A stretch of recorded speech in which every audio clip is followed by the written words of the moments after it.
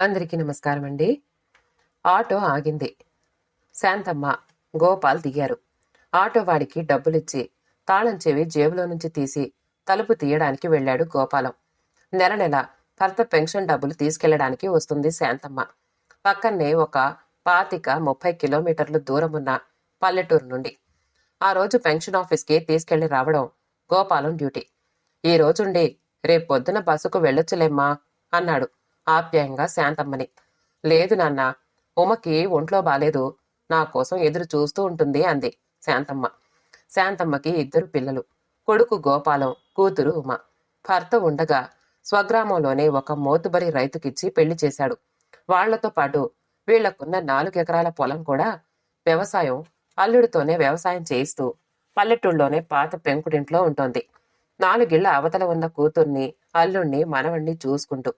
భర్త పెన్షన్ డబ్బులు తీసుకోవడానికి మాత్రం నెలకొకసారి పట్నంలో కొడుకు దగ్గరికి ఒకరోజు వస్తుంది. వ్యవసాయంలో ఎక్కువ నష్టాలు కనబడ్డంతో పెన్షన్ డబ్బుల కోసం శాంతమ్మ ఆత్రంగా ఎదురు చూస్తూ ఉంటుంది. ఉండను అనేసరికి గోపాలం చిన్నబుచ్చుకున్నాడు. మాట్లాడకుండా కాళ్ళు చేతులు కడుక్కొని టీ చేసి తల్లికి అందించాడు. పట్నంలో చిరుద్యోగం చేస్తున్నాడు గోపాలం. భార్య రమ, ఒక కొడుకు. ఖర్చులకు తను తెచ్చే జీతం చాలక కొడుకు చదివే స్కూల్లోనే రమ కూడా టీచర్గా చేరింది. టీ తాగాక మళ్ళీ తలుపు తాళం పెడుతూ ఉండగా కోడలు, మనవడు స్కూల్ నుంచి వచ్చారు. 2 వాడిపోయి ఉన్నారు. రమ ఎంతగానో అలసిపోయింది. అత్తగారిని చూసి సన్నగా నవ్వింది. కుశల ప్రశ్నలయ్యాక గోపాలం, శాంతమ్మ బస్టాండ్కి బయలుదేరారు. బస్టాండ్లో షాప్కెళ్ళి మనవడికి బిస్కెట్లు, చాక్లెట్లు తీసుకుని సంచిలో పెట్టుకుంది శాంతమ్మ. గోపాలం మనసు చివుక్కుమంది. టికెట్ తీసుకుని శాంతమ్మని బస్సెక్కించి ఇంటికి తిరిగొచ్చాడు. బాబుని పడుకోబెట్టి గాలి విసురుతోంది రమ. ఏమైంది రమా? ప్రశ్నించాడు. బాబుకి జ్వరం వచ్చిందండి. రమ గొంతులో బేలతనం. ఫ్యాన్ వేసుకోవచ్చుగా అన్నాడు గోపాలం. బిల్లు కట్టలేదని కరెంటు కట్ చేశారండి అంది రమ. మతిపోయినంత పనయింది గోపాలానికి. నెమ్మదిగా సంభాళించుకుని, సరే బాబుని ముఖం కడిగి తీసుకురా, డాక్టర్ దగ్గరికి తీసుకెళ్ళొస్తా అని లేచాడు. 1 గంటన్నర ప్రయాణం చేశాక పల్లె చేరింది శాంతమ్మ. నెమ్మదిగా సంచి తీసుకుని రిక్షా మాట్లాడుకుని ఇంటికి చేరింది. కాస్తంత కాఫీ కలుపుకుని మంచం మీద నడుం వాల్చింది. ఇంతలో మనవడు, కూతురు ఉమ వచ్చారు. అమ్మా, వెళ్ళొచ్చావా? మంచం మీద కూర్చుంటూ అడిగింది ఉమ. ఇప్పుడే వచ్చానమ్మా అంది శాంతమ్మ. సంచిలో కొన్న బిస్కెట్లు, చాక్లెట్లు మనవడికి ఇద్దామని ఉత్సాహంగా లేచింది. వంటింట్లోకి వెళ్లి ఉమకి కూడా కాఫీ కలిపి ఇచ్చింది. ఇదిగో అమ్మా, కూరలు తెచ్చాను అంటూ బుట్ట అక్కడ పెట్టింది ఉమ. సంబరంగా చూసింది శాంతమ్మ. ఉండమ్మా, నీకిష్టమైన గుత్తొంకాయ కూర చేసిస్తాను.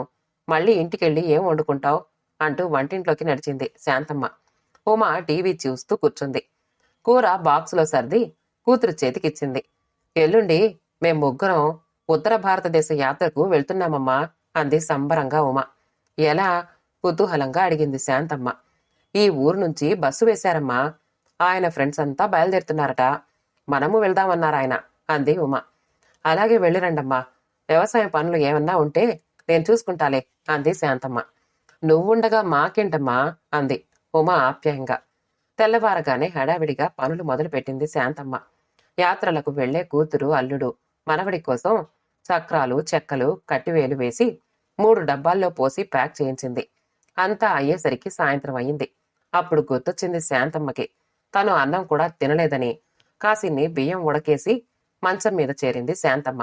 ఒళ్లంతా హూనమైనట్టుగా ఉంది. కళ్ళు మూతలు పడిపోయాయి. అర్ధరాత్రి మెలకు వచ్చింది శాంతమ్మకి. తలంతా తిరిగిపోయినట్లుంది. ఒళ్ళు తూలిపోతోంది. జ్వరం కాలిపోతోంది. నోట మాట రాలేని స్థితి. అలాగే పడుంది మంచం మీద. తెల్లారింది. పక్కింటి కుర్రాడితో ఉమకు కబురు చేసింది రమ్మని. కాసేపయ్యాక వచ్చింది. అయ్యో అమ్మా, ఇవన్నీ ఎవరు చేయమన్నారు చూడు, ఇప్పుడు ఎలా అంటూ మొత్తుకుంది ఉమ. ఉండు, ఆచారి గారిని పిలుస్తాను అంటూ వెళ్ళి 1 గంట తర్వాత వెంట పెట్టుకొచ్చింది. ఆచారి నాడిని పరీక్షించి మందులు వేశాడు. పడుకోమ్మా, ఇప్పుడే వస్తా అంటూ వెళ్ళింది ఉమ. శాంతమ్మకి నీరసం కమ్మేస్తోంది. దాహంతో నాలుక పిడచగట్టుకుపోతోంది. అలాగే పడుంది. సాయంత్రానికి ఉమ, మనవడు వచ్చారు. అమ్మా, ఆచారి గారి మందులు పనిచేశాయా అడిగింది ఉమ. లేదు అన్నట్లు తల తిప్పింది శాంతమ్మ. తగ్గుతుందిలేమ్మా, నెమ్మదిగా, నువ్వు కంగారు పడకు అని ఏదో చెప్తోంది ఉమ. కళ్ళు మూతలు పడిపోతున్నాయి శాంతమ్మకి. బలవంతంగా లేపింది ఉమ. అమ్మా, ఈ డబ్బాలు తీసుకెళ్తున్నాను. రేపొద్దున్నే బస్సు బయలుదేరుతుందట. ఆచారి గారిని 2 పూట్లా వచ్చి చూడమన్నాను. ధైర్యంగా ఉండు, వారంలో వచ్చేస్తాం. పదరా అంటూ కొడుకుతో వెళ్ళింది ఉమ. మాట్లాడలేకపోయింది శాంతమ్మ. నెమ్మదిగా మంచం మీద నుండి లేచింది. అంతే, పళ్ళున వాంతయ్యింది. నెమ్మదిగా పెరట్లోకి వెళ్ళి ఒళ్ళు శుభ్రం చేసుకుని వేరే చీర కట్టుకుని గదిలోకొచ్చింది. ఏం చెయ్యాలి అని ఆలోచించింది. జ్వరం తగ్గిందా వదినా అంటూ తలుపు తీసుకొచ్చింది పక్కింటి పార్వతమ్మ. వస్తూనే తల మీద చేయి వేసింది. అమ్మో వదినా, కాలిపోతోంది. ఏదైనా పట్నం డాక్టర్కి చూపిద్దామా? జ్వరం తగ్గట్లేదు ఆచారి మందులకి అంది. శాంతమ్మ మాట్లాడలేదు. ఉండు, ఉమని పిలుచుకొస్తా అంటూ లేచింది. వారించింది శాంతమ్మ. ఉమ ఊరెళ్ళిన విషయం చెప్పింది. అయితే నీ కొడుక్కి ఫోన్ చేసి చెప్తా అని సెల్ ఫోన్ తీసింది పార్వతమ్మ. శాంతమ్మ నెంబర్ ఇచ్చింది. గోపాలం ఫోన్ వెంటనే తీశాడు. పార్వతమ్మ విషయం చెప్పింది. శాంతమ్మ నిద్రలోకి జారిపోయింది. విషయం విన్న గోపాలం కూర్చుండిపోయాడు. ఇంతలో రమ స్కూల్ నుండి వచ్చింది. భర్త మొహాన్ని చూసి, ఏంటండి, ఏం జరిగింది అంది ఆదుర్దాగా. అమ్మకి ఒళ్ళు తెలియని జ్వరం అంట. పట్నం తీసుకెళ్లి చూపించండి అని పార్వతత్త ఇప్పుడే ఫోన్ చేసింది అన్నాడు గోపాలం. రమ ఒక్కసారిగా లేచింది. అయితే ఇంకేంటి, వెళ్ళి అత్తయ్య గారిని తీసుకురండి. ఏమిటి ఆలోచిస్తున్నారు అన్నది. ముందు మీరు బయలుదేరండి అంటూ 1000 రూపాయలు పర్సులో నుండి తీసిచ్చింది. ఎక్కడివి అన్నాడు గోపాలం. ప్రైవేట్ చెప్తున్నాను, ఒక అమ్మాయికి. వాళ్ళు ఇవాళే అడ్వాన్స్ ఇచ్చారు. తీసుకెళ్ళండి, పదండి పదండి అంటూ తోసింది. అత్తయ్య గారిని కారులో తీసుకురండి అని చెప్పింది. పల్లె చేరేటప్పటికీ గంటపైనే పట్టింది గోపాలానికి. లోపలికి వెళ్ళాడు గోపాలం. అయ్యో అమ్మా, ఏమైంది? పద పద ఇంటికెళదాం అంటూ తొందర పెట్టాడు. ఇంట్లో ఉన్న పాలు పెరుగు అన్నీ పార్వతమ్మకిచ్చి తలుపులన్నీ వేసేసి శాంతమ్మ బట్టలు కొన్ని సంచిలో సర్ది నెమ్మదిగా నడిపించి కారులో ఎక్కించాడు శాంతమ్మని. ఇంటికి చేరేసరికి చీకటి పడిపోయింది. రమ వాకిట్లోనే ఎదురు చూస్తోంది. పరుగు పరుగున వచ్చి అత్తగారిని లోపలికి తీసుకెళ్ళింది. అప్పటికి సర్ది ఉంచిన మంచం మీద పడుకోబెట్టింది. అయ్యో, ఒళ్ళు కాలిపోతోందండి. ఆటో తీసుకురండి, హాస్పిటల్కి తీసుకెళ్దాం అంది. గోపాలం వెళ్లి ఆటో తెచ్చాడు.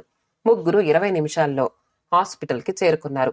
డాక్టర్ పరీక్షించి అడ్మిట్ చేయమన్నాడు. గోపాలం మొహం పాలిపోయింది. జ్వరానికే ఎందుకు డాక్టర్ గారు నసిగాడు. ముందు టెస్ట్ చెయ్యాలి, దాన్ని బట్టి మందులు వాడాలి. పేషెంట్ చాలా వీక్గా ఉంది అన్నాడు డాక్టర్. అలాగే డాక్టర్ గారు అంటూ రమ వెళ్ళింది. రిసెప్షన్ దగ్గరికి డబ్బు కట్టేసి రూమ్లో జాయిన్ చేసింది శాంతమ్మని. శాంతమ్మ గోపాలం మొహామొహాలు చూసుకున్నారు. ఏమీ మాట్లాడలేదు. నర్సు వచ్చి సెలైన్ పెట్టి ఇంజెక్షన్ ఇచ్చి టెస్ట్కి బ్లడ్ తీసుకెళ్ళింది. నేను ఇంటికెళ్ళి వంట చేసి భోజనం చేసేసి ఇక్కడికి మీకు బాక్స్ తెచ్చేస్తాను, కాసేపు కూర్చొని బాబు నేను వెళతాం అని బయటికి వెళ్ళిపోయింది రమ. గోపాలానికి రమ అంత డబ్బు ఎక్కడి నుండి తెచ్చిందో అర్థం కాలేదు. ఆలోచిస్తూ కూర్చున్నాడు. శాంతమ్మ మంచి నిద్రలో ఉండడంతో తను కూడా కుర్చీలోనే కళ్ళు మూసుకుని కురుకులోకి వెళ్ళిపోయాడు గోపాలం.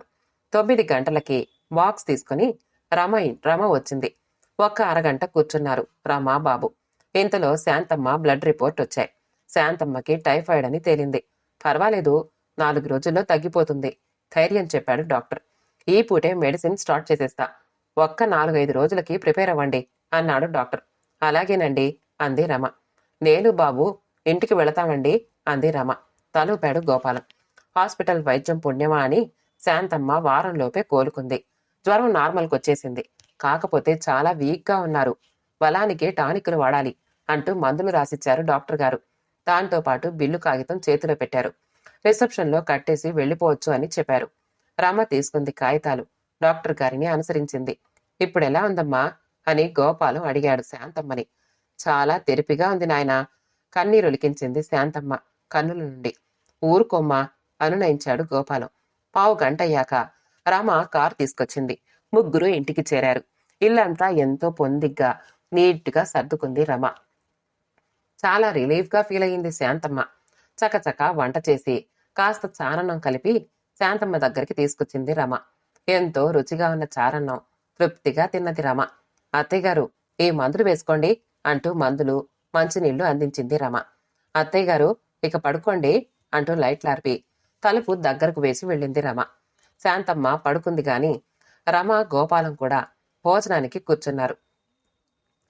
రమ, అమ్మ వైద్యానికి డబ్బు ఎలా సర్దుబాటు చేశావు అన్నాడు గోపాలం. ఏ నేను చేయకూడదా అంది రమ. చెయ్యకూడదని కాదు, ఎలా వచ్చింది అని అడుగుతున్నాను. కొద్ది క్షణాలు మౌనంగా ఉండి, నా చేతి గాజులు అమ్మేశాను అంది రమ. కొంత డబ్బు మా ప్రిన్సిపల్ గారి దగ్గర రిక్వెస్ట్ చేసి ఎక్స్ట్రా క్లాసులు తీసుకుంటారని తెచ్చాను. మిగిలిన కొంచెం డబ్బు అలమారలో ఉంది. 3 నెలల పాటు 2 గంటలు ఎక్కువ పని చెయ్యాలి. అంతే కదా, దీనికింత టెన్షన్ అవుతారెందుకు? రేపు మీకు మంచి ఉద్యోగం వచ్చాక మొదటి జీతంతో నాకు గాజులు చేయించుదురు గాని, సరేనా అంది రమ నవ్వుతూ. గోపాలానికి నవ్వు రాలేదు. ఏంటి, ఏం మాట్లాడరు? అత్తయ్య గారికి మనం కాక ఇంకెవరు చేస్తారు? అన్నిసార్లు ఫీల్ అవ్వకండి అంది రమ. గోపాలం తలదించుకున్నాడు. గదిలోకి స్పష్టంగా వినపడింది. నిద్ర పట్టని శాంతమ్మకి ఇదంతా. 10 నిమిషాలు అలాగే ఉండి ఏదో నిశ్చయించుకున్న దానిలా తెరిపిగా నిద్రపోవడానికి ఉపక్రమించింది. మరో 4 రోజులు గడిచాయి. శాంతమ్మలో కొంత ఉత్సాహం వచ్చింది. ఇంతలో 1 తారీఖు రానే వచ్చింది. అమ్మా, పెన్షన్ తీసుకోవాలిగా, ఆఫీస్కి రాగలవా అడిగాడు గోపాలం. వెళ్దాం నాయనా, రేపు పొద్దున శాంతమ్మ జవాబిచ్చింది.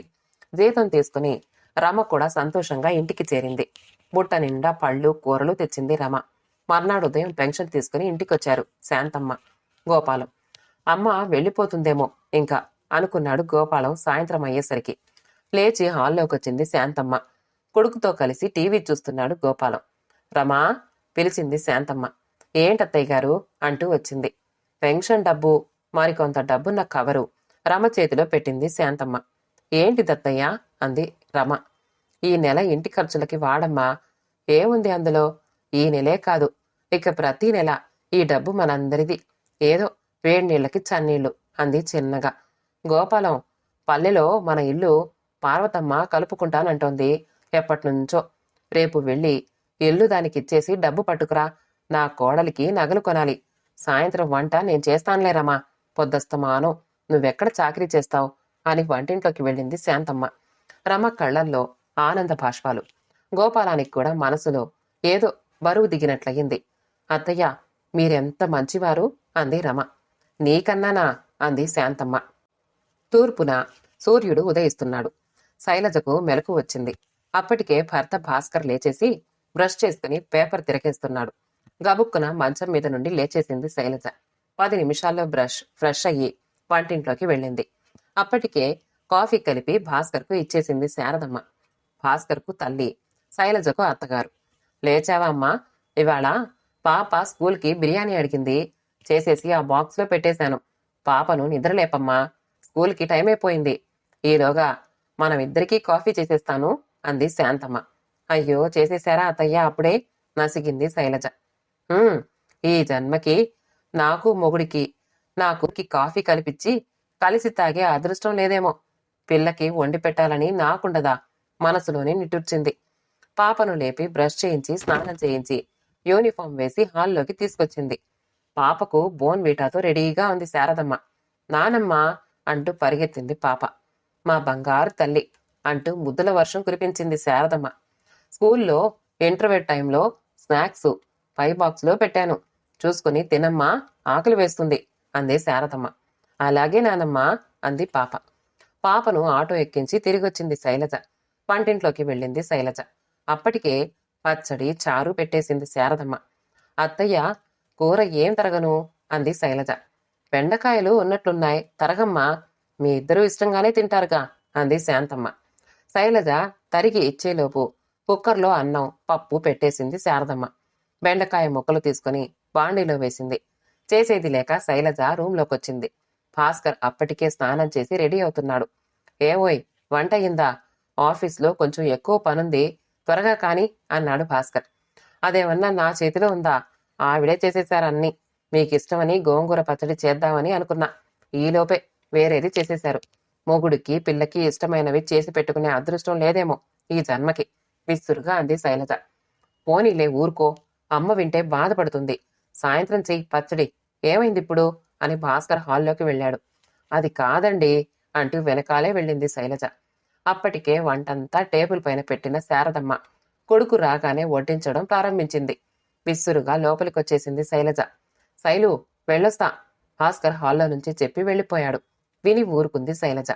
శైలు, అమ్మా శైలు పిలిచింది శారదమ్మ. అయిష్టంగా లేచింది శైలజ. ఈ బిర్యానీ మిగిలింది పక్క ఫ్లాట్లో ఉంటున్న మీ ఫ్రెండ్ లక్ష్మి ఏదో పరీక్షకి ప్రిపేర్ అవుతోందని చెప్పావుగా, ఇది ఇచ్చేసిరా, పాపం ఏదో తిని చదువుకుంటుంది అంటూ బాక్స్ చేతిలో పెట్టింది శారదమ్మ. మాట్లాడలేదు శైలజ. సంఘసేవ కూడా మొదలెట్టినట్టుంది స్వాగతంలో అనుకుంది శైలజ. నేను పూజకి కూర్చుంటున్నాను, నువ్వు కాసేపు మీ ఫ్రెండ్ దగ్గర కూర్చుంటే కూర్చో అని ఇంకా ఏదో చెప్తూనే ఉంది శారదమ్మ. తలుపు విసురుగా వేసేసింది శైలజ బయటికి వెళ్ళి. లక్ష్మి ఫ్లాట్ తలుపు ఓరగా తీసుంది. తలుపు తీసే ఉంది అనుకుంది శైలజ. ఏమ్మా, నీ మొగుడికి పెద్ద కూతురికి వండుకున్నావు, పంపించావు, గదిలో కూర్చున్నావేంటి? మిగిలిన పనులు అన్నీ ఎవరు చేస్తారు? కటువుగా పలికింది సుభద్రమ్మ కంఠం. ఆవిడ లక్ష్మి అత్తగారు. ఈరోజు పనమ్మాయి కూడా రాలేదత్తయ్యా, వస్తుందేమో అని చూస్తున్నాను. వంటంతా అయిపోయిందిగా, అన్నం ఒక్కటే వండాలి. ఇదిగోండి, పాప ఆయాసపడుతూ ఉంటే ఇక్కడున్నాను. ఒక్కసారి మీరు కూర్చుంటే దీని దగ్గర అన్నం కుక్కర్లో పెట్టేసి వస్తాను అంది లక్ష్మి. ఏంటి, పాప దగ్గర కూర్చోవాలా? ఏ, నేనేమన్నా ఆయాలనుకున్నావా అంది సుభద్రమ్మ. ఒక్కళ్ళకిద్దరిని కన్నావు, ఆడ సంతానాన్ని, వాడి ప్రాణానికి. నువ్వు పురమాయించే పనులన్నీ చేయడానికి నాకు తీరిక లేదు. నేను కాలనీ క్లబ్ మీటింగ్కి వెళ్ళాలి. నువ్వు చదివి ఉద్ధరించేది ఏదీ లేదు కానీ లేలే, లేచి అన్నం వండు. సాగుతోంది అత్తగారి వాక్ ప్రవాహం. ఏంటి, మీ అత్తయ్య చూడాలా? మేమేమన్నా తేరగా ఉన్నామా? మీ మీద ఆధారపడి బ్రతకట్లేదు మేము. నీకిష్టం లేకపోతే మేమెళ్ళిపోతాం సాగదీస్తున్నాడు వెనక నుండి మామగారు. ప్రాణపడిపోయింది శైలజ. తనెంతో అభిమానించే సుభద్ర ఆంటీ నిజస్వరూపం జీర్ణించుకోలేకపోతోంది. లక్ష్మి మామగారి అర్థం లేని వాదన వినలేకపోయింది. కొడుకు బిడ్డను కాసేపు కనిపెట్టుకుని ఉంటే ఆయాతనమా? ఆధారపడి బ్రతకనంత మాత్రాన బాధ్యత లేదా? ఇక లోపలికి వెళ్ళలేకపోయింది. గిరుక్కున తిరిగి ఇంటికొచ్చేసింది. ఇల్లంతా సాంబ్రాణి సువాసనలతో, పువ్వుల వాసనలతో పరిమళ భరితంగా ఉంది. పూజ గదిలో పటాలకి అందంగా పూలని అమర్చి దీపారాధన చేసి మౌనంగా ధ్యానం చేసుకుంటున్న అత్తగారిని చూసి చాలా రిలీఫ్గా ఫీల్ అయ్యింది. ఆవిడ కొత్తగా కనబడసాగింది. అన్నింటికీ మించి తనెంతో అదృష్టవంతురాలు అనిపించింది. తను ఆవిడ మీద చేసిన విమర్శలన్నీ అర్థం లేవని అనిపించింది. మౌనంగా శారదమ్మ వెనకాలే కూర్చుండిపోయింది. అత్తలో అమ్మని చూద్దామని నిర్ణయించుకుంది శైలజ. ఇప్పుడు ఆమెకు ఎంతో తేలిగ్గా ఉంది. కోడలి మంచితనాన్ని గ్రహించిన అత్తగారు పరిస్థితులకు తగ్గినట్టుగా మారారు. అత్తని అపార్థం చేసుకున్న ఓ కోడలు అత్త మంచితనాన్ని గ్రహించి ఆమెలో అమ్మని చూడాలని నిర్ణయించుకుంది. కథ సమాప్తమండి. కథ నచ్చితే లైక్ చేయండి, షేర్ చేయండి, కామెంట్ చేయండి. మా ఛానల్ని సబ్స్క్రైబ్ చేసుకోండి. ఆల్ అనే బెల్ బటన్ని నొక్కండి. మళ్ళీ కలుద్దాం ఇంకో మంచి కథతో.